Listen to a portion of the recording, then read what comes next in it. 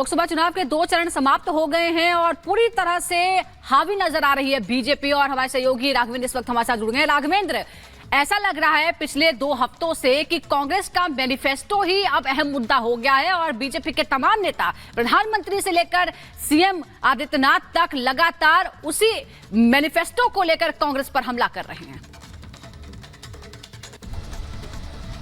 देखिए, कांग्रेस पार्टी ने जो मैनिफेस्टो जारी किया है वही मूल विवाद का जड़ है। उस मैनिफेस्टो में ऐसी लाइनें दे दी हैं कि विपक्ष सरकार को यानी कि सत्ता पक्ष को एक मौका मिल गया है कांग्रेस पे हमला बोलने के लिए।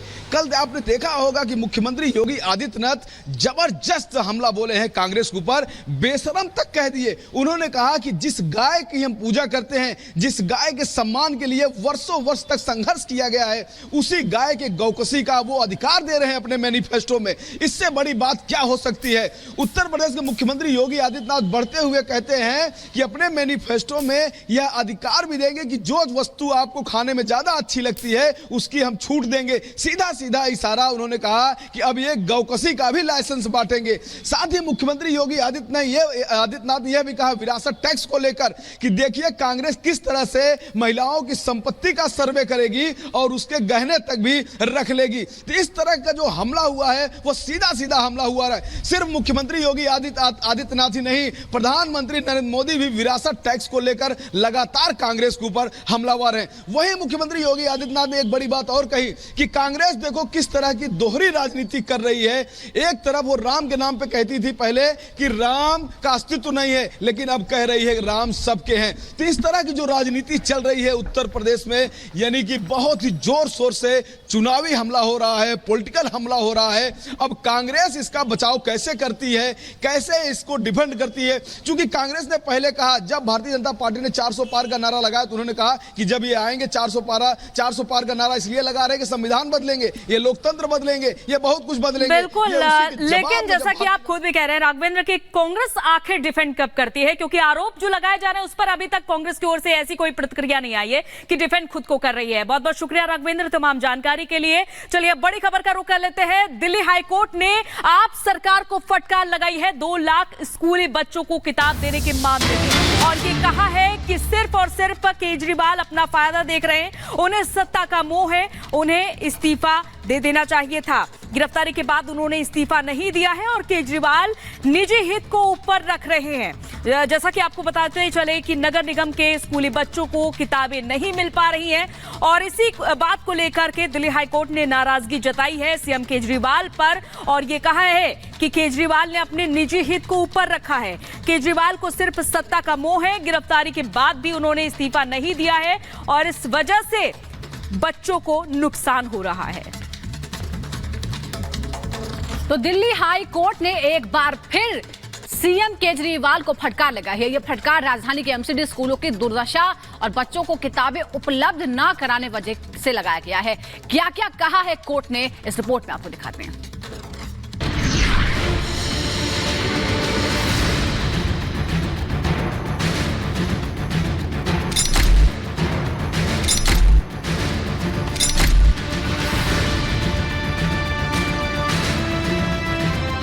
क्या दिल्ली के सीएम केजरीवाल को सत्ता की चाह है? क्या वो खड़ियाली आंसू बहा रहे हैं? क्या केजरीवाल ने व्यक्तिगत हित को सबसे ऊपर रखा है? ये सवाल इसलिए क्योंकि दिल्ली हाईकोर्ट ने इन बिंदुओं पर दिल्ली के सीएम को फटकार लगाई। न सिर्फ फटकार लगाई बल्कि ये भी कहा कि हमें उस रास्ते पर जाने के लिए मजबूर कर रहे हैं जिस पर हम नहीं जाना चाहते। आखिर ऐसा क्या हुआ कि हाईकोर्ट केजरीवाल पर भड़क गया, वो भी जानना जरूरी है।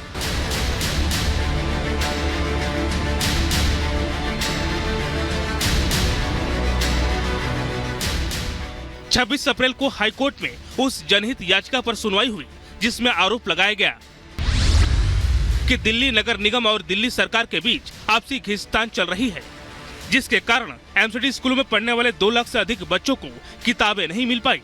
छात्र मजबूरी में टीन शेड में पढ़ाई करने को मजबूर है, जिस पर कोर्ट ने नाराजगी जाहिर करते हुए कहा कि दिल्ली में हालात बहुत खराब हैं और एमसीडी के तहत लगभग हर काम ठप पड़ा है। हमारी शक्तियों को कम आंकने की गलती नहीं की जाए। इसके साथ ही कोर्ट ने दिल्ली सरकार को फटकार लगाई। केजरीवाल को साफ और सख्त लहजों में कहा, दिल्ली सरकार को इस बात की जरा भी चिंता नहीं है कि छात्र स्कूल नहीं जा रहे हैं या उनके पास किताबें नहीं हैं। आपकी दिलचस्पी सिर्फ सत्ता में है। कोर्ट ने कहा ये सत्ता का अहंकार चरम पर है। गिरफ्तारी के बावजूद उन्होंने इस्तीफा नहीं दिया। केजरीवाल ने राष्ट्रीय हित के ऊपर निजी हित को रखा। इसका मतलब ये नहीं कि छात्रों को पाठ्य पुस्तकों के बिना पढ़ने के लिए छोड़ दिया जाए। हाईकोर्ट की इस टिप्पणी से आम आदमी पार्टी घिर गई है। हाईकोर्ट ने दिल्ली के मंत्री सौरभ भारद्वाज पर भी तीखी टिप्पणी की और कहा, सौरभ ने छात्रों की दुर्दशा पर आंखें मूंद ली हैं और घड़ियाले आंसू बहा रहे हैं। एमसीडी स्कूलों में किताबें नहीं मिल रही हैं। दिल्ली में हर काम ठप पड़ा है और हालात बहुत खराब है। आपने कहा कि मुख्यमंत्री की हिरासत में होने के बावजूद सरकार चलती रहेगी।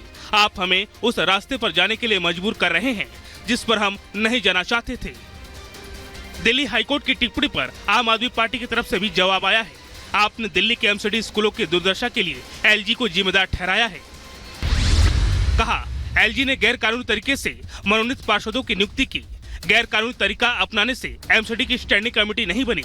स्टैंडिंग कमेटी नहीं बनने के लिए एलजी जिम्मेदार है। स्टैंडिंग कमेटी न बनने की वजह से एमसीडी का काम रुका हुआ है। स्टैंडिंग कमेटी का मामला सुप्रीम कोर्ट में विचाराधीन है। फिलहाल पूरे मामले में कोर्ट ने दिल्ली सरकार को 2 दिनों में जरूरी कार्रवाई करने का आदेश दिया है। कोर्ट ने कहा कि सोमवार यानी 29 अप्रैल को मामले पर फैसला सुनाया जाएगा। Bureau report, Republic Bharat. और अखिलेश राय हमारे साथ जुड़ चुके हैं। अखिलेश, भले ही सरकारी कामकाज में कितनी भी बाधा आए, लेकिन दिल्ली हाईकोर्ट ने भी साफ कह दिया है कि खुद का निजी फायदा देख रहे हैं केजरीवाल। देखिए, ये याचिका पहली बार नहीं आई थी। इसके पहले इस पर कई बार सुनवाई हो चुकी थी, लेकिन हर बार दिल्ली सरकार का जो रवैया था वो टाल मटोल वाला था। और यही वजह है कि जब इस बार हाईकोर्ट के सामने ये मामला आया तो वो नाराज हो चुका है, क्योंकि आपने देखा होगा करीब 2 महीने इस अगले सत्र की पढ़ाई शुरू हो चुकी है। 2 महीने बीत चुके हैं, हर स्कूल चल रहे हैं, लेकिन एमसीडी के वो 2 लाख बच्चे जिनके पास न बैग है, न बुक किताबें हैं, न कॉपी है, न ड्रेस है, वो टीन के सेट के नीचे जा रहे हैं, लेकिन उनको पढ़ने के लिए कुछ नहीं मिल रहा है।